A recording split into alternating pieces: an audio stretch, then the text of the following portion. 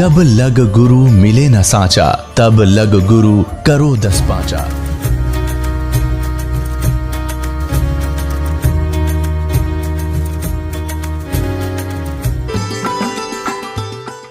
परमात्मा कहते हैं जीव या तो वाय बली जो रटे हरि नाम, और नहीं तो काट के फेंक दियो यो मुंह में भलो नीचाम। ना तो इस जीव की साथ ना किसी जैसे तगड़ा आदमी है किरा के वचन बोल दे गरीब ते बलहीन ते, और वो रोता रहे बेचारा, उसका वो तीर का काम कर दिया इस भूंडी जुबान वाले ने। तो इस तरह कहते हैं ये जबान जो है तलवार का काम कर देती है, या तो भगवान की भक्ति करे ना इसका कोई जरूरत नहीं इस काम की, कुछ ऊट पटांगी बकवाद करे, रागनी गाँव में भूंडी किसी की चुगली करें, कोई किसी की झूठी गवाही देवे, तो ये दुष्ट कर्म करेंगे। इसका अच्छा तो भगवान जुबान ना दे, अच्छा यानी मुंह बंद रहे जुबान, यानी कहने का भाव ये है कि गूंगा कर दे इसका अच्छा था, या फिर भगवान की भक्ति ही करे जिसके मालिक ने ठीक ठाक अंग दिए हैं। उसने कहा कि हमारे घर गुरु जी आते हैं और उन्होंने ये अमृत ज्ञान में छका दिया, हम तो गदगद हो जाते हैं, रोते हैं जब परमात्मा कथा सुनाते हैं, आंखों से आंसू आते हैं। मंदोदरी ने कहा कि इब के तेरे गुरु जी आवे तब मुझे बताना, मैं उनके दर्शन करूंगी। अब परमात्मा तो कहते हैं आप आरती आप सजय आप किंगर आप बाजे आप ताल जहां जनकारा, आप नचे आप देखण आ रहा, कह कबीर ऐसी आरती गाऊं आप मध्य आप समाऊं। वो सारा खेल वही कर रहे थे, अपनी प्यारी आत्मा को मंदोदरी को निकालना था, विभीषण को निकालना था, चंद्र विजय के परिवार को निकालना था। तो मंदोदरी में पालक ने प्रेरणा की कि बहन तुम्हारे घर पर गुरु जी आवे तो मुझे बुलाना, अवश्य मुझे बताना। अगर ठीक है जी, आते ही बताऊंगी जो आपका आदेश हो। पहले तो उसने कहा कि तेरे गुरु जी आओ तो यहाँ बुला के लाना। तो उस कर्मवती ने कहा महारानी मैं आपकी दासी बांदी नौकरानी, जो आज्ञा आपकी होगी आपका संदेशा गुरुदेव को बता दूंगी, लेकिन परमात्मा के विषय में संतों के विषय में मुझे जो ज्ञान है वो आपको जरूर बताना चाहूँगी। कहते हैं साधु संतों को बाई ऑर्डर नहीं बुलाना चाहिए, उनके दरबार में खुद जाकर नतमस्तक होना चाहिए, चाहे वो किसी कुटिया में बैठे हों, चाहे वृक्ष पे बैठ के नीचे बैठे हों। यदि मैं आपका आदेश दे दूंगी और मेरी प्रार्थना रो रा के मैंने मनाने पड़ेंगे कि नहीं तो मेरी रानी मुझे नौकरी से निकाल देगी, और वो आ भी गए तेरे पास और तुझे आशीर्वाद नहीं देंगे तो यूजलेस होगा, आना ना आना संत का कोई फायदा नहीं होगा। और आप वहाँ जाओगे संत को ये पता चलेगा कि रानी है महारानी है तेरे द्वार पाई है, तो और ज़्यादा खुश होंगे, तेरे नंबर गणे पड़ेंगे, परमात्मा तुझे और आशीर्वाद अच्छा देगा। तो मंदोदरी ने कहा बहन फिर मत बुलाना, जब तेरे गुरु जी आ जाए तो मुझे याद दिलाना, मैं खुद जाऊंगी दर्शन करूंगी। परमात्मा पहुँचे, कर्मवती ने जाते संदेशा दे दिया, नंगे पैरों चल पड़ी वो पुण्यात्मा, सोचल छिदर मैं करूं अपने जन के काज। नंगे पैरों चल पड़ी वो पुण्यात्मा, जाते ही चरणों में शीश रख दिया। मालिक को तो पता था मेरी हंस है ये बेटी, कहा बेटा बैठ जा सत्संग सुन, विचार सुनाई, सारी कथा सुनाई। कहते हैं एक के चोट से दारिया जिन मिलन दाचा, जो परमात्मा की पुण्य आत्मा जिन्हें भगवान चाहिए वो बड़ी बकवाद ना करा करते, अग्रम अग्रम में होती उनमें। तो एक के सत्संग में तुरंत समझ गई और कहा भगवान अपनी बेटी को भी उपदेश दो, दया करो मेरे दाता। तो परमात्मा ने उसको नाम दिया, सारी कथा से परिचित करवाया, बड़ी खुशी हुई। फिर मंदोदरी और कर्मवती दोनों बैठकर कई कई घंटे मालिक की चर्चा करते। एक दिन विभीषण जो रावण का भाई था छोटा, विभीषण ने चर्चा सुन ली उन दोनों की, वो बैठ गया उनके पास आके। तो मंदोदरी से कहा कि क्या आपने उपदेश ले लिया? कहा मैंने गुरुजी गुरु बना लिए, और जब मेरे भाई ने पता लग गया तो न गड़ेगा। मंदोदरी बोली कुछ भी हो तो मेरा बात समझ में आएगी, बाकी ऐसी बात नहीं है, वो इतना मुझे नहीं कुछ कहता, मैं अपनी क्रिया करती हूँ, मैंने बता रखा उस तक। अच्छा, विभीषण ने कहा कि फिर मुझे पीछे क्यों छोड़ दिया, मुझे भी ले चलो, मुझे भी नाम दिलाना था आपने। तो मंदोदरी बोली, मन ने सोचा तू रावण का भाई है कि ब्रह्मन ने ना माना, इसलिए मैंने तेरे आगे जिक्र करना उचित नहीं समझा। अरे आज आपकी प्रेरणा है तो आपके गुरुजी आएंगे, मैं तुझे जरूर ले चलूंगी। ऐसा ही हुआ, कहने का भाव है विभीषण ने भी उपदेश ले लिया। उसी दौरान इस रावण के कर्म फूटे, दुर्भाग्य इसका उदय हुआ, इसने सीता जी का अपहरण कर लिया और अपने 9 लखे बाग में रोक दिया। अब जब परमात्मा आए कबीर जी, वैसे तो मंदोदरी पहले भी दुखी हो गई थी, वह दूसरी औरत को ले आया, ये उससे भी वो बहुत दुखी थी, एक शुभ थी, लेकिन रावण सुना नहीं था कभी भी। तो मंदोदरी ने अपने गुरुजी से कहा, गुरुदेव मेरे पति एक किसी औरत को उठा लाए हैं और मेरी समस्या घड़ी बढ़ गई, मुझे बहुत दुख हो रहा है, मेरी आत्मा रोती रहती है, इसका समाधान करो मेरे प्रभु। परमात्मा बोले, बेटी ये ऐसी वैसी औरत नहीं है, ये समझो लक्ष्मी है, और जिसको ये एक जंगल में घूमने वाला व्यक्ति समझता है राम, ये विष्णु अवतार है। और बेटी अपने पति ने कह दे इसको सकुशल वापस दे आवे और अपनी गलती की अक्षमा याचना करे, नहीं तो बेटी इसका कुल नाश होगा। अब मंदोदरी ने रावण को बहुत समझाया कि आप इसको वापस दे दो, और ऐसे ऐसे मेरे गुरुजी बता रहे हैं कि ये भगवान विष्णु का अवतार है, और जिसको तुम सीता समझते हो ये लक्ष्मी अवतार है। रावण कहने लगा, तू किसने बकायदी मूर्ख है, वो क्या करेंगे, मेरे दो जंगल में घूमनी है, शिकारी शिकार करते फिर 2 भाई, मेरे पास इतनी सेना है, मेरे इतने पुत्र हैं, मेरे इतने ऐसे ऐसे रिश्तेदार हैं, इतनी सेना है मेरे पास, वो क्या बिगाड़ेंगे, मैं नहीं दूंगा बिल्कुल भी। कहने का भाव है कि जब मंदोदरी ने सारा कुछ कह लिया, रावण नहीं माना, अपने गुरुदेव से प्रार्थना की, गुरुदेव एक बार आप कृपा कर दो, मेरे पति को समझा दो। परमात्मा बोले, बेटी ये राज का नशा ऐसा बुरा होता है, प्राणी अपना नाश करा सकता है, पर ये मान्य ना करता। मंदोदरी ने कहा, गुरुदेव एक बार आप कहो मान जाए तो ये वापस करते, मेरा सुहाग उजड़ जाएगा, आप दया करो मेरे मालिक।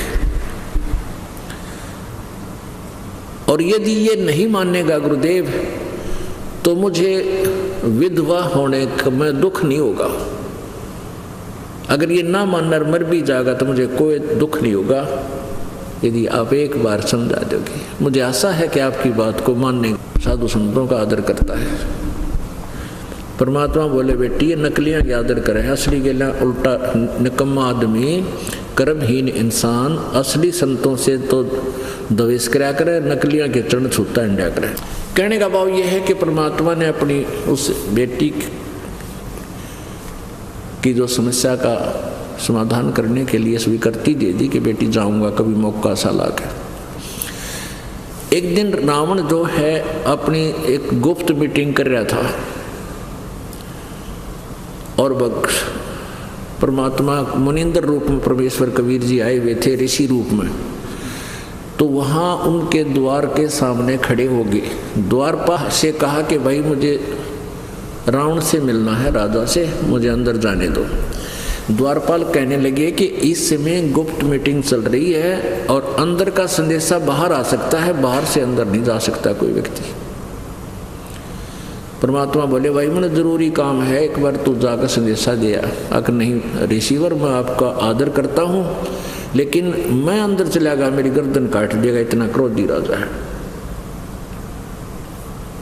तो परमात्मा वहां से अंतर ध्यान हुए कबीर जी, और रावण बैठा कम से कम 20 फुट ऊंची सिंहासन पर, और बहुत बड़े हॉल में उसकी मीटिंग चल रही थी। परमात्मा सामने से खाली जैसे रास्ता ये है से आ रहे थे, अब रावण की दृष्टि पड़ी कि ये ऋषि कैसे आ गया मेरी आज्ञा बिना अंदर। उसने कहा कि पहरेदारों को लाओ बुला के, उनकी गर्दन कलम कर दो। तब तक परमात्मा निकट आ गए और कहा कि तुम्हारे द्वारपालों का दोष नहीं है रावण, उन्होंने तो मना किया था, फिर तू आ कैसे गया कि मैं ऐसे आ गया। अंतर ध्यान हुए भगवान एक बार और फिर प्रकट हो गए कि मैं ऐसे आ गया, उनको दिखाई नहीं दिया। तो रावण ने कहा तू चला जा यहाँ से, मैंने तेरी कोई बात नहीं सुननी। परमात्मा बोले मैं जो बात सुनाने आया हूँ वो तुझे सुननी ही पड़ेगी। परमात्मा ने कहा, कबीर जी ने कहा, यानी मुनिंदर जी ने कहा कि रावण तो इस लड़की को वापस दे दे, सीता है इसका नाम, तो इसको वापस कर दे और नहीं तो तेरा कुल नाश हो जाएगा। अरे तू सूरवीर होकर एक औरत को उठा लाया, तुझे शर्म आनी चाहिए। सूरवीर रक्षा किया करते हैं बहन बेटियों के, पापात्मा तूने किया क्या ये? तो रावण ने बोला मुझे तेरी शिक्षा की आवश्यकता नहीं है, निकल जा यहाँ से कमबख्त। और तलवार निकाल ली, सिंहासन से नीचे कूद गया, न्यू का न्यू जंप मारा सटेज तक, और गुस्से में आकर के 70 बार तलवार के अटैक किए मालिक पर। परमात्मा ने एक झाड़ू की सींग आपने देखी होगी, झाड़ू की सिंगल सींग वो हाथ में ले रखी थी न्यू, और उस सीख को एज ए ढाल प्रयोग कर दिया कि न्यू कर लिया सीख। उसने 70 बार तलवार मारी सीख के, क्रोधित हो गए क्योंकि तमोगुण का उपासक था, मेरी आग भर रहा था अंदर, फिर शक्ति पूरी 100 जोटियां का मांस एक बार खा जाता था यो रावण एक बार, और 100 मट के दारू पिया करता ब्राह्मण को आवे। तो परमात्मा कहते हैं ये ऐसे कुबद्दी थे, इतनी शक्तिशाली भी था। तो सीख का निशान भी नहीं हुआ और पसीने आ गए सूरवीर गए, और दुष्ट आत्मा के फिर भी न जची रही के खड़ा तेरे सामने, नालायक। पैर पकड़ लेता, चरण छू लेता, पकड़ के माफी मांग लेता अपने दुष्कर्म की। नहीं, कहते हैं मान बढ़ाई ईर्षा ये कभी नहीं छूट सकती जीव के ऊपर, और या छूटे बिना बात बोले नहीं। राज का नशा अहंकार से परिपूर्ण कर देता है। तो रावण कहने लगा तू जा चाहे मत जा, पर मैं तेरी बात नहीं सुनूंगा। अब उसको पता लग गया ये मारा तो जा नहीं सकता, तेरी तलवारें में निशान पड़ गए। बैठ गया अपने सिंहासन पर जाके। परमात्मा बोले बात सुन ले कान खोल कर रावण, तेरे जैसे करा कितने जाली ये धरती तो ले गए। परमात्मा की सतभक्ति कर ले, जतन अपना पीछा छुटवाना है, इस वापस दे आए सीता को, तेरा कुछ बच जाएगा। रावण ने चुप हो गया, बोला नहीं कुछ भी। परमात्मा आगे, और उधर विभीषण भी उसी सभा में भी उपस्थित था। तो परमात्मा ने, कबीर जी ने, मुनिंदर जी ने जाके कहा कि बेटी मैंने जो कहना था कह दिया, पर वो नहीं मान सकता, एक नहीं सुनी, मेरे से विवाद कर लिया। मंदोदरी बोली पिताजी ये परमेश्वर अब मुझे संतोष होगा, यू कद्दे मर जाइयो, यू मानो चाहे मत मानो, ठीक हो गया मालिक, आपने मेरी अर्ज सुन ली। श्याम ने भी विभीषण आया तो उसने कहा कि आज तो गुरुजी मार दिए होते भाई ने, और ऐसे चमत्कार करे, एक सीख ले रहे थे गुरुजी और इसने 70 बार किया, इसका पसीने आ गए, छक्के छूट गए इसके, लेकिन मान्या फिर भी नहीं, और टस से मसवा सीख ना हुई इस तरह। मंदोदरी बोली ठीक है, अपने कर्म भोगेगा, मारा के लेगा, हमने कहना था सो कह दिया।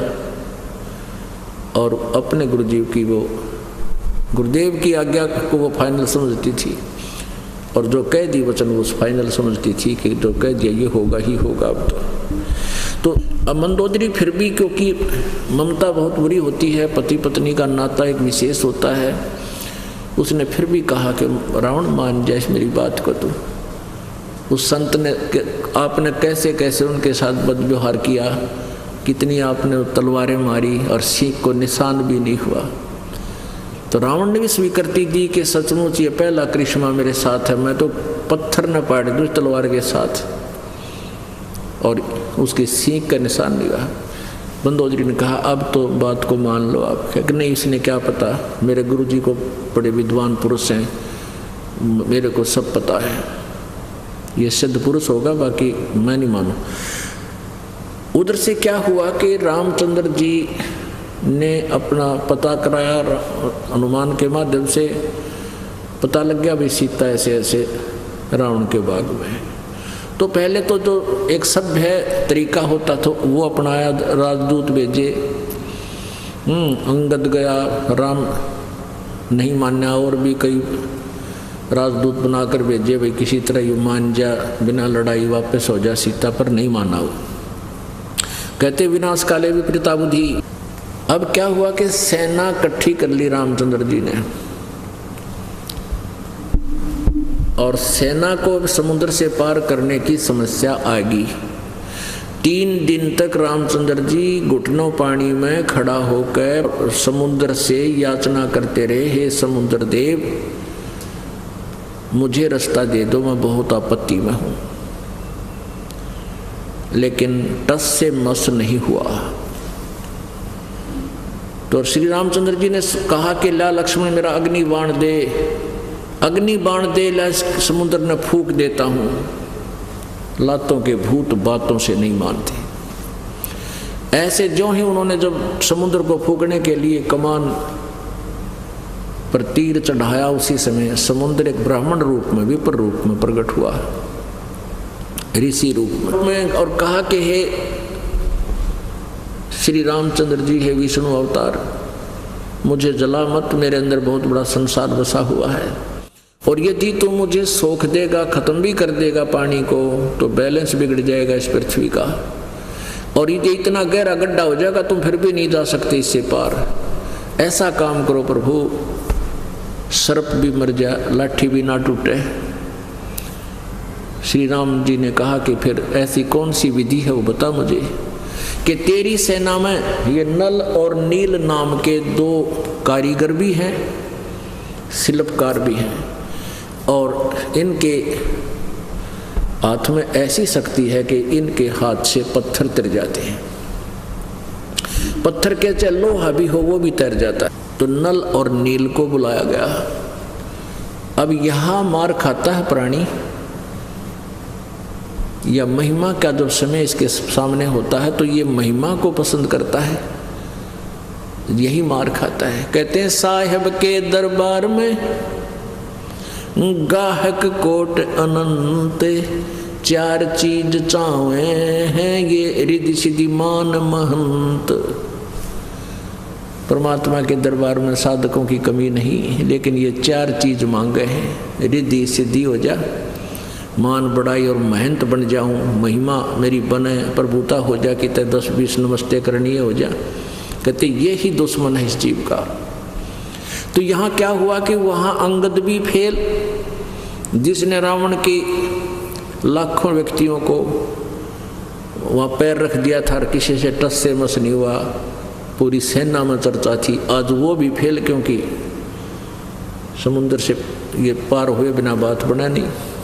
हनुमान भी फेल, श्री राम भी फेल। तो नल नील को आवाज़ लगाई और बुलाने गया, उन्होंने बता दिया कि ऐसे ऐसे बताया है कि देवता प्रकट हुआ समुद्र का, उसने बताया है कि तुम्हारे हाथों में ऐसी शक्ति है जिससे पत्थर भी तर जाते हैं।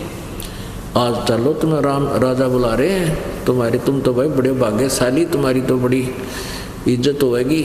तो वो फूल गए, उनके अंदर अहम भर गया। उस दिन भगवान याद नहीं किया नालायक कौन है। और श्री रामचंद्र जी ने पूछा भी नल नील, ये देव ऐसे ऐसे बता रहा है विपर, क्या तुम्हारे हाथों में ऐसे कोई पावर है तुम्हारे पास? कहाँ जी है, कि भी एक ट्रायल दो मुझे। पत्थर उठाया और ऐसे रख दिया, दोनों ने उठा के, और दोनों का डूब गया।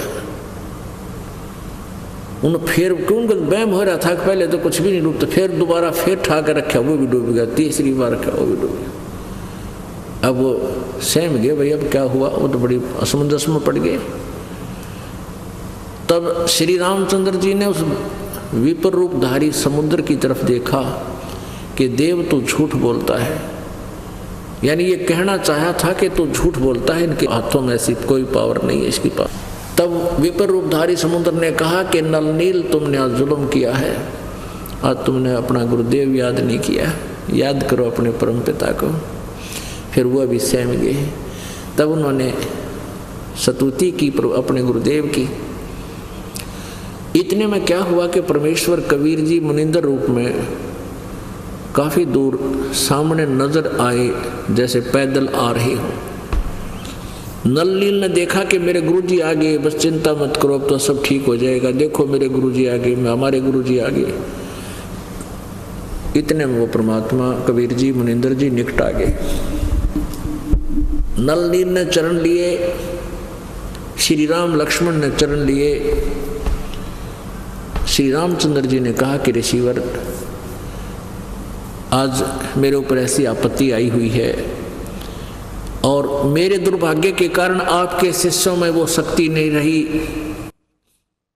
जिससे इनके हाथों से पत्थर तैर जाते थे। परमात्मा ने कहा अब कभी नहीं रहेगी इनके हाथों में, क्योंकि इन्होंने गलती भारा कर दी, अभिमान हो गया। परमेश्वर कबीर जी की वाणी है कि जैसे माता गर्भ को रख यत्न बनाए और ठेस लगे तो छन्न होए तेरी ऐसे भक्ति जावे। जैसे किसी बहन बेटी को बहुत ही कुछ समय शादी के 2, 4, 10 वर्ष के बाद आस रही हो, भगवान ने कृपा बख्शी हो, गर्भ रहा हो, फिर वो अपने गर्भ को सुरक्षित रखने के लिए कितनी सतर्क रहती है। चलते समय भी न्यू सोचा है भगवान ऊंचे नीचे में पैर ना रखा जा, कहीं गर्भ खराब ना हो जाए। सोते समय भी करवट जब लेती है एकदम चमक जाती है, कहीं मेरे पेट पर दबाव ना आ गया हो, मेरा बच्चा खराब हो जाए। और गर्म वस्तु खाने का भी परहेज करती है। कहने का भाव यह है कि परमात्मा कहते हैं जैसे माता गर्भ को रख यत्न बनाए और ठेस लगे तो अक्षीण हो जा, छन्न हो जा, नष्ट हो जाए, तेरी ऐसे भक्ति जावे। तो आप जी के अंदर भक्ति परमात्मा के इस वचन से प्रारंभ हुई है और तुमने जरा सी मर्यादा भंग कर दी तो आपका यह भक्ति रूपी गर्भ नष्ट हो जाएगा, आपकी भक्ति नष्ट हो जाएगी। तो जैसे माता गर्भ को रखा यत्न बनाए, ऐसे आपने इस अपनी भक्ति रूपी धन को सुरक्षित रखना है ताकि ये मोक्ष रूपी बालक आपको प्राप्त हो सके। तब श्री रामचंद्र जी ने मुनिंदर जी के चरण पकड़ लिए। परमात्मा ऋषि रूप में थे, ब्राह्मण रूप में, और कहा कि ऋषिवर आप कृपा बख्शो मुझ दास पे, ऐसे ऐसे मेरे ऊपर आपत्ति आई हुई है, मेरी पत्नी को रावण ने उठा लिया, हमने सब प्रयत्न कर लिए, हमने दूत भी भेज दिए, भाई तुम मेरी पत्नी वापस दे दे, हम युद्ध नहीं चाहते, पर वो नहीं मान रहा। हे प्रभुवर आशीर्वाद दो, मैं सफल हूँ, आशीर्वाद दो प्रभु, मैं विजयी हूँ, और आशीर्वाद दो मेरा ये समुद्र के ऊपर पुल बन जाए। तो परमात्मा ने कहा कि मैं तेरी समस्या से परिचित था और मेरा और तेरे पिता का एक वायदा हुआ था इस काल निरंजन से कि एक समय मेरा अंश, मेरा पुत्र पृथ्वी पर होगा, राजा दशरथ के यहाँ जन्म लेगा, क्योंकि ये पूर्व निर्धारित होती है, इनकी फिल्म बनाई रखी होती है। तो उस समय समुद्र पर रास्ता नहीं देगा, आप कृपा मुझे मेरे उस पुत्र को वो रास्ता दिलवाना है। तो मुझे पता था तेरे ऊपर क्या आपत्ति है। मैंने आते आते, ये बहुत बड़ा पहाड़ था वहाँ, एक लंबा चौड़ा, कहते इस पहाड़ के चारों तरफ से एक डंडी से जो सोटी ले रखी थी परमात्मा ने डोगा, इससे चारों तरफ मैंने एक रेखा खींच दी है और इस रेखा के अंदर अंदर के जितने भी पत्थर हैं वो अपने इतने फ्लोटिंग हो गए कि उनको उठाओ और रखो, तराश तरूश के यानी बनाकर ढंग से ये तैरेंगे। अब उसका दच्चा नहीं, रामचंद्र जी का हनुमान जी से कहा कि लाइए, पहलवान एक पत्थर उठा गए। अब हनुमान जी गए, वहां से एक बड़ा पत्थर लाए उठा के और उसको रखा, तो जो का तो भी रख दिया, तो भी तैर रहा समुद्र पर। ओहो, बस फिर तो कहते हैं वारे न्यारे हो गए। फिर उसको छोल छाल के नल नील कारीगर भी थे, शिल्पकार यानी राजमिस्त्री भी थे वह, तो उन्होंने उनको छोल छाल कर रखना शुरू किया, वो पुल बनाया। रे नल नील यतन कर हार, तब सतगुरु से करी पुकार। रे नल नील यतन कर हार, तब सतगुरु से करी पुकार। जा सतरेखा लखी अपार सिंधु पे, सिला तराने वाले। जा सतरेखा लखी अपार सिंधु पे, सिला तराने वाले। धन धन सतगुरु सत कबीर, भक्त की पीड़ मिटाने वाले। भक्त की पीड़ मिटाने वाले, भक्त की। धन धन सतगुरु सत कबीर, भक्त की पीड़ मिटाने वाले। धन धन सतगुरु सत कबीर, भक्त की पीड़ मिटाने वाले। डसी सर्प ने जब जा पुकारी, इंद्रमती अकुलाय। डसी सर्प ने जब जा पुकारी, इंद्रमती अकुलाय। आपने तुरंत करी सहाय बरोली, मंत्र सुनाने वाले। आपने तुरंत करी सहाय बरोली, मंत्र सुनाने वाले। धन धन सतगुरु सत कबीर, भक्त की पीड़ मिटाने वाले। भक्त की पीड़ मिटाने वाले। धन धन सतगुरु सत कबीर, भक्त की पीड़ मिटाने वाले। दामोदर सेठ के होते अकाज, अर्ज करी डूबता देख जहाज। दामोदर सेठ के होते अकाज, अर्ज करी डूबता देख जहाज। लाज मेरी रखियो गरीब नवाज, समुद्र से पार लंघाने वाले। लाज मेरी रखियो गरीब नवाज, समुद्र से पार लंघाने वाले। धन धन सतगुरु सत कबीर, भक्त की पीड़ मिटाने वाले। धन धन सतगुरु सत कबीर, भक्त की पीड़ मिटाने वाले। भक्त की पीड़ मिटाने वाले, भक्त की पीड़ मिटाने वाले। धन धन सतगुरु सत कबीर, भक्त की पीड़ मिटाने वाले। कह कर जोड़ दीन धर्मदास, दर्श दे पूर्ण करियो आस। कह कर जोड़ दीन धर्मदास, अर्ज दर्श दे पूर्ण करियो आस। मेट दो या जन्म मरण की तरास, सत्य पद प्राप्त कराने वाले। मेटियो जन्म मरण की त्रास, सत्य पद प्राप्त कराने वाले। धन धन सतगुरु सत कबीर, भक्त की पीड़ मिटाने वाले। भक्त की पीड़ मिटाने वाले, भक्त की पीड़ मिटाने वाले। धन धन सतगुरु सत कबीर, भक्त की पीड़ मिटाने वाले।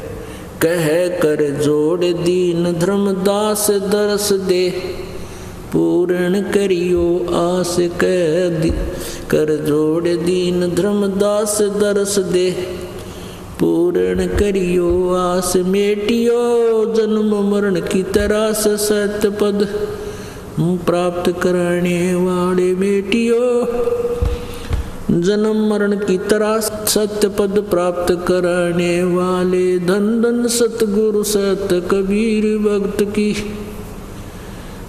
पीड़ मिटाने वाले। भक्त की पीड़ मिटाने वाले, भक्त की पीड़ मिटाने वाले। धन धन सतगुरु सत कबीर, भक्त की पीड़ मिटाने वाले। सत्सही पुण्यात्माओं, इसको तत्व ज्ञान कहते हैं, जिसमें प्रत्येक कंसेप्ट क्लियर होगा आपका। पहले ये दास गांव गांव में सत्संग किया करता था, एक गांव में सत्संग कर रहा था। उन्हीं के एक बड़ा भाई छोटे नाम ले रखा था और परिवार ने नाम उपदेश नहीं ले रखा था। तो बड़ा भाई अच्छी आत्मा का था, वो फौज में मिलिट्री के अंदर सर्विस करता था। वो छुट्टी आया हुआ था। उसने सत्संग से पहले उनके घर पे हम रुके हुए थे रात में। तो उसने प्रश्न किया कि हे महाराज, मैं बहुत धार्मिक व्यक्ति हूँ और मैंने रामायण बहुत पढ़ रखी है। रामायण के अंदर रावण का चरित्र देखा, उसमें मांस खावे, दारू पीवे, निराकुबद्दी, और भी जितने भी उसके अनुयायी थे, उसके सेनापति थे, वो सारे ने ऐसे कर्म, राक्षस टाइप के लोग थे, उनके कर्म ऐसे लिखे। लेकिन मंदोदरी और विभीषण के अंदर भक्ति कहाँ से आ गई? और मंदोदरी की ने अपने पति रावण को ऐसे तरीके से रामायण में समझा रखा है कि ऋषि लोग भी नहीं समझा सकते। तो मंदोदरी के पास यह बुद्धि कितना आएगी? ये बात मेरे दिमाग में खटक रही है और इस प्रश्न का उत्तर में कहीं नहीं मिला। मैंने बड़े बड़े मंडलेश्वर, क्योंकि जहाँ हमारी सेना जाती है तो वहाँ आस पास मेरी एक खास आदत है कि ये पूछा करूँ भाई यहाँ कोई संत रहता है, कोई ऋषि रहता है, तो मैं उसके पास जाता हूँ, या आसपास कहीं सत्संग हो रहा हो, कोई ऐसा सम्मेलन हो, वहाँ जाता हूँ और उन महापुरुषों से मैं ये प्रश्न करता हूँ। लेकिन संतोषजनक उत्तर उनका मेरे को नहीं होता है। किसी ने भी ये बात नहीं बता, इसका क्लियर नहीं किया कि भी उस दोनों को ज्ञान कितना है ऐसे बूढ़े राक्षसों की नगरी में। तो दास बोला भाई इस मर्ज की दवा मेरे पास है और किसी द्वारा नहीं पावा है। फिर इस दास ने सत्संग सुनाया, उसको पूरी कथा सुनाई। वहाँ सत्संग सुनिए शाम ने, अब यही होगा, विषय यही होगा। उसने सत्संग सुना, बहुत प्रभावित हुआ। न बोला जी कति अंधेरा हट गया, कसरा कौन रही, सारी बात समझ में आ गया। तो क्लियर ऐसे हुआ। फिर न कोई तो कहता नलनी ने पत्थर तरा दिए, कोई कहता रामचंद्र ने पुल बांध दिया, उसने आशीर्वाद दे दिया, कोई का हनुमान ने राम का नाम लिख दिया, उन पत्थरों पर घिसलिए तरीके। ये बकवाद थी सारी। तो क्या बताते हैं? जगत का पेखना पेख्या, धनी का नाम ना लेखा। जगत का यानी उसने न्यू कर दिया, और जो करने वाला उसका जिक्र भी नहीं, उसका नाम ना लेखा, यानी जिसने ये सारा कुछ किया उसका जिक्र भी नहीं, क्योंकि वो परमात्मा है और परमात्मा दूसरों को हानि नहीं पहुंचा सकता। आम के पेड़ पर कांटे नहीं होते, छाया और फल दोनों होते। और भाई ये दूसरे जो अवतार लोग आते हैं, ये इनका उद्देश्य से पहले फिक्स कर दिया जाता है कि तन्ने उसको मारना है, उसको मारना है, उसको मारना है। उनकी मृत्यु उनके हाथ से लिखकर भेज दी जाती है। तो फिर उनकी प्रभुता बन जाए। इन काल के एजेंट, काल के जो अवतारों की एक दुखदायी तत्व है और उसको उसने मार दिया। तो जनता ने रात की सांस ली, उसके गुणगांव वेतन बड़ा पाप काट दिया हमारा। तो ऐसे काल ने जाल फैला रखा है कि उनका ऐसा संयोग बन जाता है और उनको फिर अपने ही पुत्रों का अवतार बना कर भेज देता है। दुनिया इनको भगवान मान के इनके चिपकी रहती है। इस प्रकार ये काल का जाल है। अब त्रेता युग में परमात्मा ऐसे है। द्वापर युग में जब आए, एक इंद्रमती नाम की एक रानी थी, इंद्रावती भी उसको कहते हैं, उसे इंद्रमती भी कहते हैं। और उसके पति का नाम चंद्र विजय राजा, चंद्र विजय था, वो राजा था। वो रानी बड़ी धार्मिक थी और उसने अपना कोई गुरु भी बना रखा था। उस गुरुदेव ने उसको राम कर इसका भगवान विष्णु जी के विषय में जानकारी दे रखी थी, शंकर भगवान के बारे में जानकारी दे रखी थी, और जो भी जंतर मंत्र था वो बता रखा था। रोज कराया करती, प्रतिदिन करती थी। अब उस गुरुजी ने ये बता रखा था कि बेटी, जो धर्म करते हैं या तप करते हैं उनसे उनको राज्य प्राप्त होता है। आज तू रानी है, पिछले पुण्य से है, आगे पुण्य करेगी तो अगले जन्म में भी तू मनुष्य जीवन जब कभी मिलेगा तो रानी बनेगी। इसलिए धर्म किया कर, आए अतिथि जो आपके द्वार पर आ जा, सबको भोजन करा, एक भंडारा लंगर खोल दे, और साधु संत आ जा तो उनका विशेष आदर कर और स्वयं अपने हाथों से खाना बनाकर खिला बेटी, इतना बहुत पुण्य मिलेगा। और प्रतिदिन एक संत को अवश्य रोजाना भोजन कराया कर। अब साधु मेरे अंडा करते बैठे रहते, जंगला में बुला लेती वो। ऐसे प्रोसीजर ये चलता रहा कई वर्ष, 2-4 वर्ष। रानी क्या करती थी, प्रतिदिन उसने एक अपना नियम बना लिया कि मैं खाना बाद में खाऊंगी, प्रतिज्ञा कर ली। पहले किसी भक्त संत को खिलाऊंगी, फिर पाछा खाऊंगी। अब ऐसे वो चलता रहा, संदेशा दे देती, न्योता दे देती, 2-4 भक्त डेली संत आ जाते, खाना खा जाते। बाकी आम जीव के लिए भी, करा चालतों के लिए भी उसने लंगर अलग से खुलवा रखे।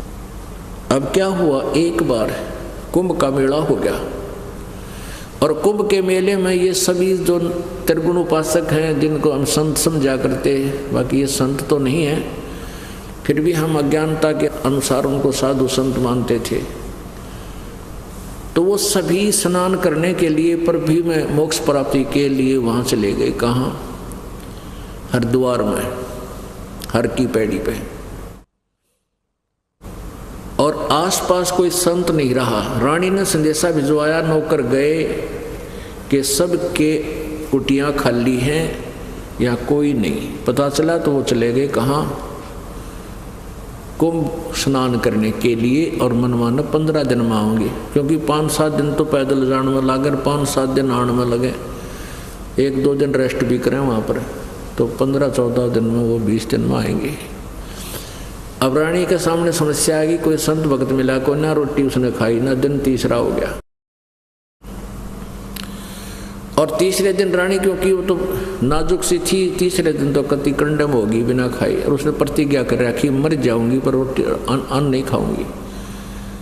अब परमात्मा कहते हैं, जैसे वेद भी कहते हैं, ऋग्वेद मंडल नंबर 9 सूक्त नंबर 86 96 के 26-27 मंत्र में, और ऋग्वेद मंडल नंबर 9 के ही सूक्त नंबर 82 मंत्र नंबर 1, 2, 3, ऋग्वेद मंडल नंबर 9 सूक्त नंबर 20 मंत्र नंबर 1 में क्लियर किया हुआ है कि वो परमात्मा अपने सतलोक से चलकर आता है गति करके, और अपनी श्रेष्ठ आत्माओं को मिलता है। किस लिए मिलता है? उनको कि यथार्थ ज्ञान देने के उद्देश्य से आता है।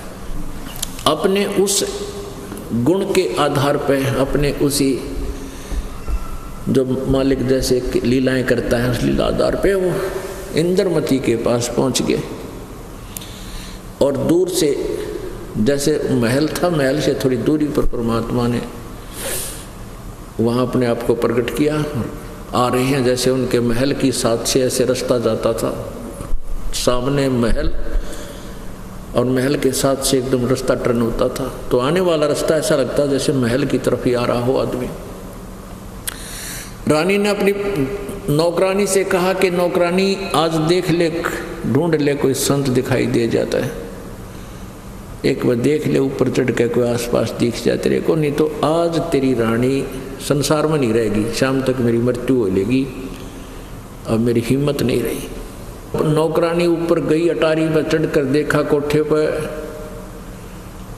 एक आशा की किरण उसको दिखाई दी। परमात्मा कबीर देव जी एक साधारण सी दाढ़ी, वेशभूषा और सफ़ेद कपड़े, धोती आ रहे हैं।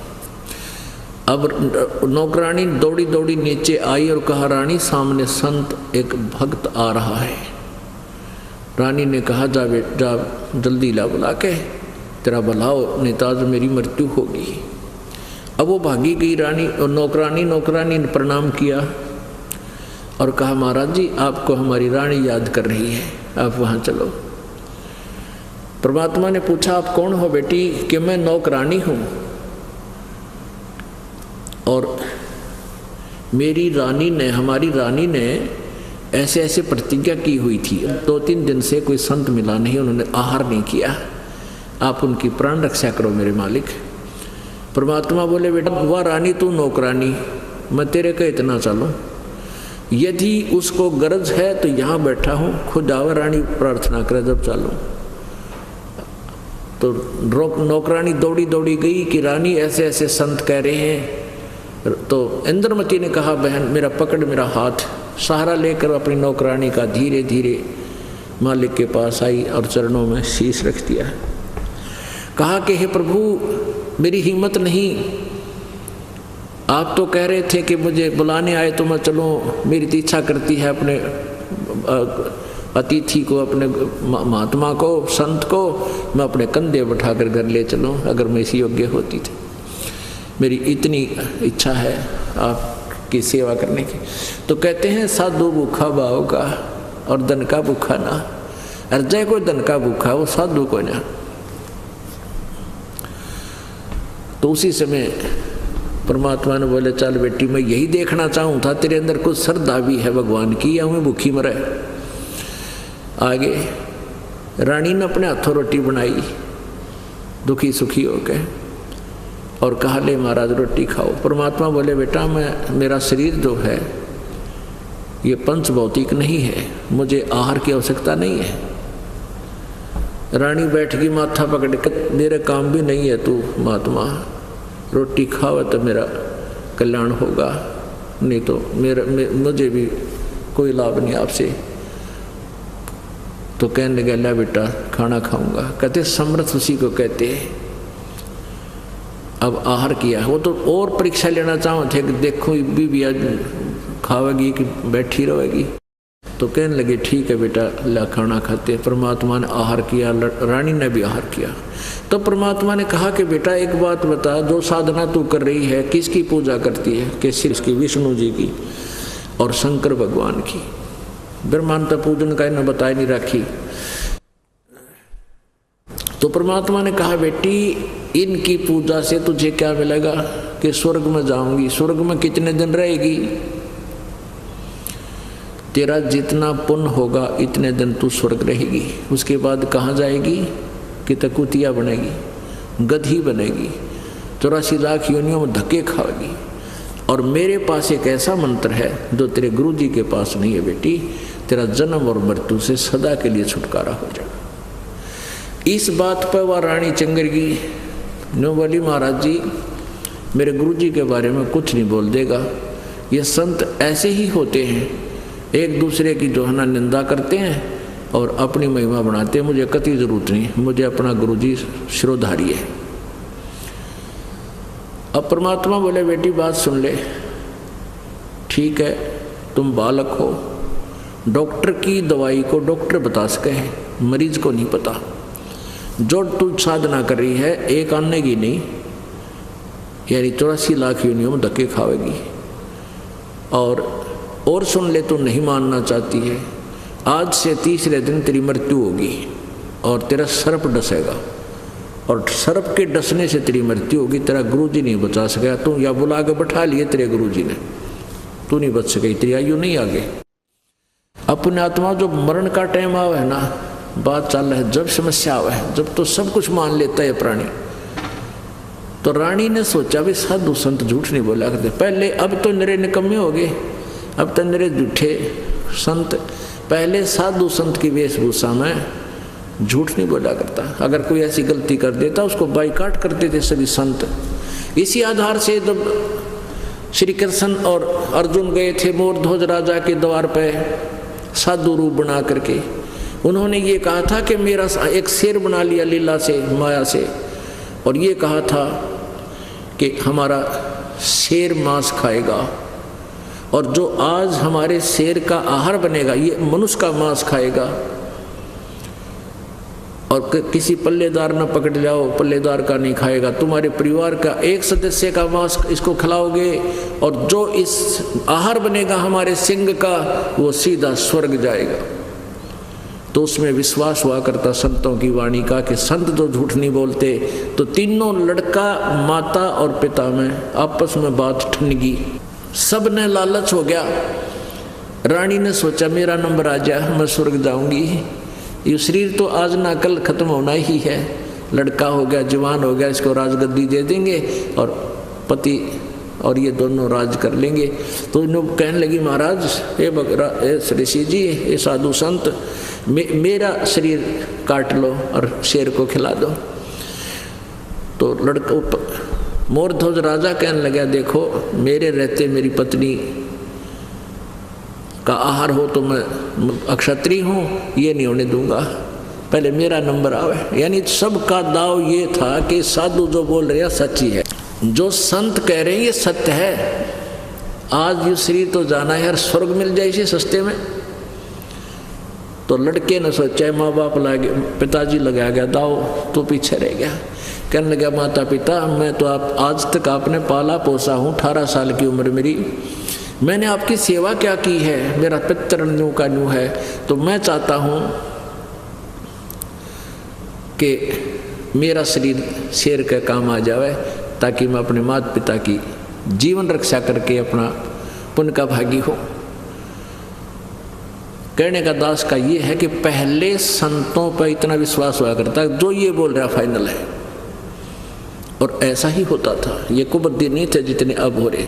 आजकल तो नरे झूठे हैं। हमारे गांव में ना एक बोड़ी सी बेबे थी माई, उसने क्या किया,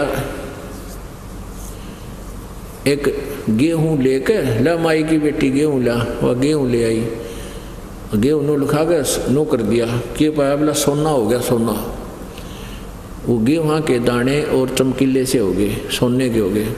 फिर बोला सरसम लाई, वह नो करके वह इतनी बड़ी बड़ी गुंडे, उसमें अंकुर फूट आए। अनु बोला, माई की बेटी तेरे गहने को दुगना कर दूंगा, तेरे जेवरात है ना दुगने बढ़ा दूंगा, हूँ तो ले आला और तेरे पास रख जाऊंगा, 10 दिन पाछा खोल लिए दुगने हुए पाओगे। और उसने सारे गहने लाकर उसके पास रख दिए। अब ये रख जाऊंगा, मैं नहीं ले जाऊंगा कुछ भी, मुझे तो तू 2 किलो गेहूं दे देना बस। अब वह ले आई, सारे गहने धर दिए, काट गए। ने बोला आटा ला, वह आटा लेने चलेगी, और वो नकली गहने ले रहा था, असली तो गाल लिए जोड़े में, और नकली डाल दिए उसमें। वह आटा लाई, ने बोला गूंद, इसने गूंद दिया आटे के, हाँ वो उस वाले जो असली तो डाल लिए, नकली उसमें डाल के और आटा गूंद के, और एक बर्तन लिया, बर्तन रख दिया, उस पर सील ला दी। ने बोला 10 दिन में खोलिए दुगने हो पाओगे। वो लेगा जाता रहा, उसके घर क्या बेरा पट्टिया पता लग गया। वो खोल के देखा, जब 2 घंटे बाद से वो सारे वो नकली थे, लोहे के पॉलिश कर रखी, सुनारते दिखाया कि तो सारे नकली हैं, उसलिए तो ले गया वो। तो आजकल के दिशे हो गए। पहले ये था कि संत जो कह देता था वो सच्ची हुआ करती। तो इसी उद्देश्य से रानी डर गई, अकेले हुए बात बिगड़ गई। और ये तो ऐसा संत भी कोई ना को लालच लो भी करता हो, तो हमारे घरानते भी नाट्य था। तो सारे विचार ला के वह घबरा गई। तो रानी पैरा में पड़ गई, चरणों में गिर कर रोने लगी, प्रभु मेरी जीवन रक्षा कैसे हो। तेरी जीवन रक्षा होगी बेटी, तू मेरे से उपदेश ले, और जो साधना मैं बताऊं ऐसे करना, तेरे गुरुजी वाली नहीं करना, पहले वाली। जिस डॉक्टर की दवाई ले उसी की औषधि खानी चाहिए, दूसरे की नहीं। अब कहते हैं ना, मरता के नहीं करता। कहने लगी, जो आप कहोगे मैं वैसे ही करूंगी। परमात्मा ने कहा कि तीसरे दिन काल आओगा मेरे रूप में, मेरे रूप में काल आएगा, उसको तूने प्रणाम भी नहीं करना है। और जो मंत्र मैंने तुझे दिया इसका सिमरण करती रहना। वैसे तो ये सिर्फ उस दिन के लिए आदेश है। आगे से अगर गुरुजी आ जाए, गुरुजी के रूप में आपको कोई भी दिखाई दे, पहले अपना स्मरण कराए 1-2 मंत्र का, फिर तुरंत चरण छूने चाहिए। तो रानी ने, अब रानी को तो चिंता बन गई। हाँ, फिर कहा कि जब तू वो काल आएगा मेरे रूप में, तो उस समय तू मंत्र का जाप करते रहना 2-3 मिनट। 2-3 मिनट के बाद उसका ओरिजिनल रूप तेरे सामने आ जाएगा बेटा। और यदि मैं हूँगा तो मेरा रूप नहीं बदलेगा, एज इट इज रहूँगा। ये लक्षण बता दिए। अब रानी ने तो चिंता होगी, अब भाई तीसरा दिन काल होगा और मरेगा मारेगा। अब वो मंत्र गणा कर डरती। अब उसने किससे आगे नहीं बताई, वह लेट रही थी सामने अपने बेड पर लौट रही थी। तीसरा दिन आ गया, आफ्टरनून होगी, दोपहर का बाद हो गया, नहीं हो रही थी, इब्ता आया पड़ा है, इब्ते नहीं आया, इब्ता आवेगा आज। तो मंत्र अपना माला जाप करे, मंत्र करने लग रही। इतने में आवाज लगाई काल ने। ये द्वापर युग की बातें हैं। द्वापर युग में तो करुणा में नाम से परमात्मा कबीर जी उसमें प्रकट थे। तो उस करुणा में नाम अर्थात कबीर जी के रूप में, करुणा में रूप में काल ने आके आवाज लगाई कि इंद्रमती, ए इंद्रमती। आवाज आने की, काल आ गया और चौकस होकर बैठ गिर मंत्र शुरू कर दिया। मंत्र करती रही, सामने देखती रही, प्रणाम नहीं किया उसको। काल कहता है तू बड़ी भगतनी, नमस्कार भी नहीं करती गुरु जी को। वह तो डर गई, उसकी ताक सी ठहर गई, कसाई आ गई। तो उसने सुमन शुरू जारी रखा। तो 2 मिनट के बाद देखा उसका चेहरा ओरिजिनल हो गया। ओछा माथा, काला चेहरा और छोटा सा माथा, इतना 2 उंगल भी नहीं, और लंबे दांत, विकराल शरीर। जो काल ने देखा कि वो इसके पास तो कोई शक्तिशाली मंत्र है और तेरा स्वरूप बदल दिया। कहने लगा अब तो बच गई, तेने फिर देखूंगा। यहाँ काल के लोग की या ये डायलॉग फाइनल होया करे। लड़की वो चला गया काल तय। अब रानी ने खुशी मनाई, ओहो बांदिया ने कहा आज मेरी मृत्यु होनी थी, काल आया था मुझे लेने के लिए, मेरे गुरु जी ने बचा दिया। वह दौड़ी दौड़ी राजा के पास गई। राजा से भी कहती है कि आज मेरी मृत्यु होनी थी, मेरे मन नया गुरु जी बनाया, उसने मेरी रक्षा कर दी, आज मैं बच गई, काल आया था लेने। अब राजा था वो थोड़ा मोटे दिमाग का या दूसरे टाइप का, घुटी छुटी लानी, और भगवान भक्ति नहीं करता था, वैसे धार्मिक अवश्य था, नरमात्मा का था, अपने पत्नी को भक्ति मार्ग में बाधा कभी नहीं करता था। वो फिर भी अपने हिसाब से वो क्या कहता है कि तू क्यों ड्रामा कर रही है बौड़ी, काल आ जाता और छोड़ जाता तने। बोला नहीं, मेरे गुरुजी ने सच्ची बताई थी, उस दिन कह दिया था। बोला इन्हें बुकाया कर, पैसे अठनिए। बोला जा तू ड्रामा ना कर, निकल यहाँ से। यानी उसको तो वो तो ढंग से बात नहीं की, पर वो ना करो, पर जिसका लग गया वो जाने। वो तो इतनी फुल्ली नहीं समावाई भगवान ने। ओहो बड़ी दया करी मेरे दाता, सचमुच आज तो मेरी मौत थी। करते करते वह बेड पे लेट गई। लेटते नींद आएगी, क्यों सुख में नींद आया करे। निंद्रा में वह लोट आँखें मीची हो रही थी। इतने में काल सर्प बन के आ गया। सर्प बन के आ गया और रानी को डस लिया पैर में। एकदम उठी, रोन लगी, आए खाली। सर्प नौकर भागे आए, नौकरानी आई। उन्हें देखा कि मोरी के घर की मोरी के अंदर से एक बहुत बड़ा सर्प निकल रहा था। नौकर इतने किले में बाहर आए, इतने तो बहुत टाइम हो लिया, इतने वो छुप गया। अब एकदम बेहोश होगी रानी, मृत्यु को प्राप्त हुई। अब परमात्मा उसी समय प्रकट हो गए, यानी वो ये पुकार के अचेत हो गई, हे परमात्मा, हे गुरु जी मेरी रक्षा करो, मैं मार दी काल ने, मैं भूल बन गई मेरे पे, मुझे मेरा मंत्र याद नहीं रहा। परमात्मा वहाँ प्रकट हो गए। अब आपको कुछ भक्तों का अनुभव सुनाते हैं, ध्यान से सुनना, क्योंकि हमारे कई प्रकार की समस्याएं हैं। जब आप देखोगे वो भाई भक्त आपको यही मिलेंगे जिनके विषय में अभी जिनके इंटरव्यू सुनाए जाएंगे, फिर आपको और दृढ़ता होगी कि हमें भी लाभ मिलेगा। जब इनको मिला है तो दिल डटेगा। अब आपको सुनाते। नमस्कार सर। नमस्कार जी। सर क्या नाम है आपका? कामता दास हमारा नाम है सर जी। सर कहाँ से आए हैं आप? हम यूपी जिला सिद्धार्थनगर जोगिया उदयपुर ग्राम में का रहने वाला हूँ। सर संत रामपाल जी महाराज से नाम दीक्षा आपने कब ली? सन 2013 22 फरवरी को। सर संत रामपाल जी महाराज से नाम दीक्षा लेने से पहले आप क्या भक्ति साधनाएं करते थे? जैसे दुर्गा चालीसा, दुर्गा जी का पूजा, शिव जी का पूजा, हनुमान जी का पूजा, यही सब करता था। सर आप हनुमान जी की पूजा, दुर्गा चालीसा ये सब करते थे, तो इन सब भक्ति साधनाओं से आपको क्या लाभ मिले? सर जी अब लाभ क्या मिली, मतलब समझ लीजिए कि लाभ तो कोई वैसे नहीं था।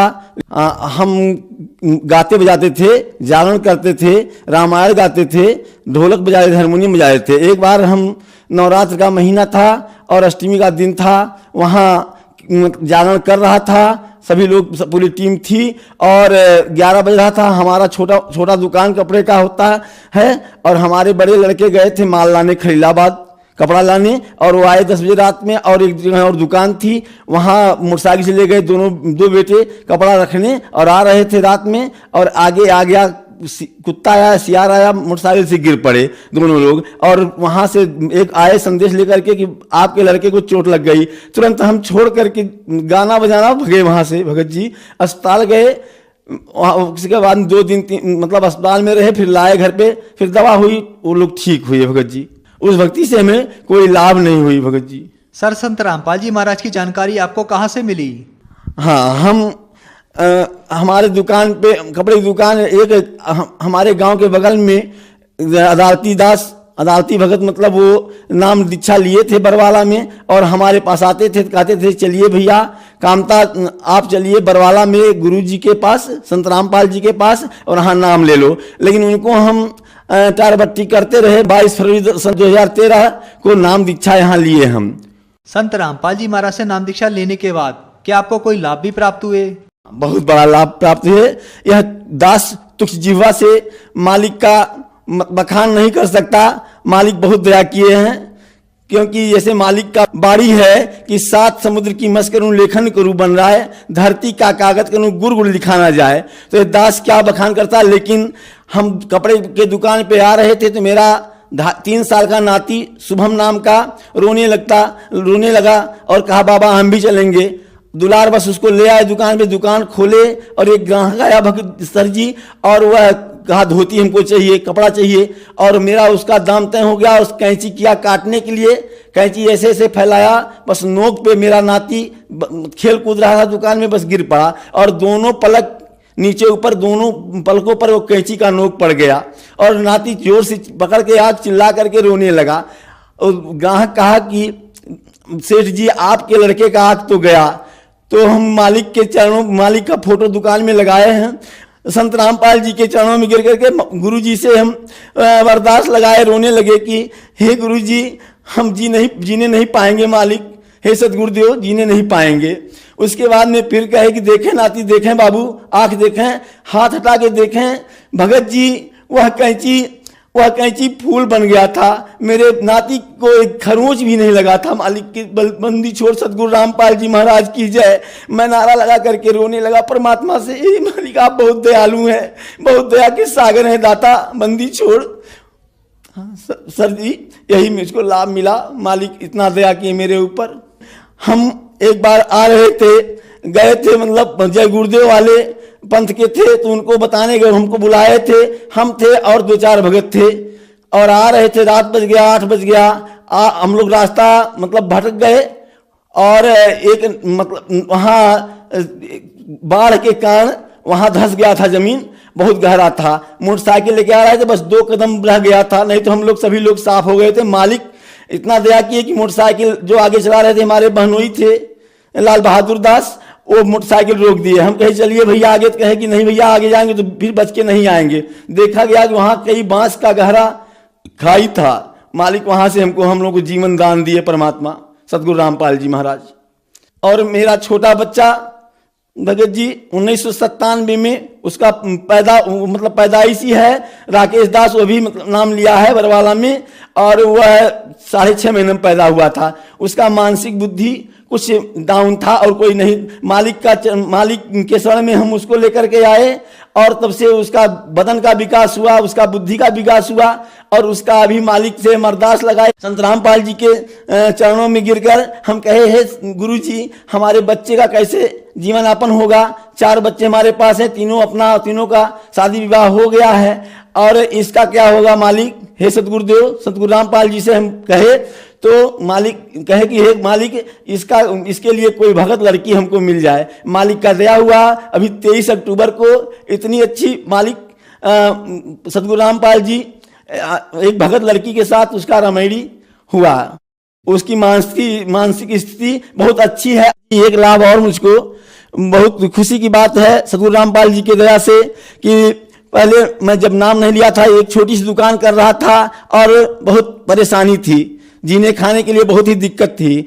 और जब से मैं नाम ले लिया बरवाला में सतगुरु रामपाल जी से, और उसके बाद में हमको मालिक ने हर बच्चों के लिए अलग अलग दुकान सतगुरु रामपाल जी के दया से हो गया। और सब बच्चे हमारा भार हल्का कर दिए गुरु जी सतगुरु रामपाल जी महाराज।